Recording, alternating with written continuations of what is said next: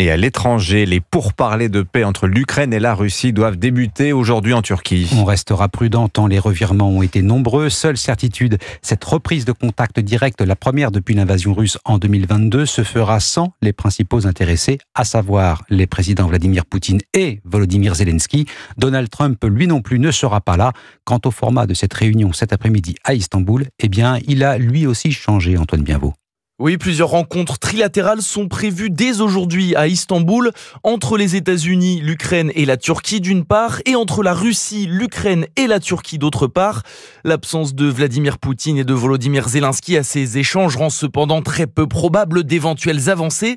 Mais ces réunions pourraient néanmoins servir de base à de futures négociations plus concrètes, selon le grand reporter Régis Le Sommier, invité de Maël Hassani dans Europe 1 Nuit hier. On va discuter de ce sur quoi on va négocier. On va pas en fait vraiment négocier, et c'est pour ça qu'il faut pas en attendre des progrès extraordinaires. D'un côté comme de l'autre, on n'est pas sur les mêmes bases. Est-ce que il va y avoir peut-être des choses positives, et dans ce cas-là, on pourra peut-être imaginer passer à un autre stade. Également absent des négociations, Donald Trump assure de son côté que rien ne se passera tant qu'il n'aura pas directement rencontré à nouveau Vladimir Poutine. Même le chef de la diplomatie américaine, Marco Rubio, concède ne pas avoir de grandes attentes vis-à-vis de ces réunions en Turquie. Antoine, bien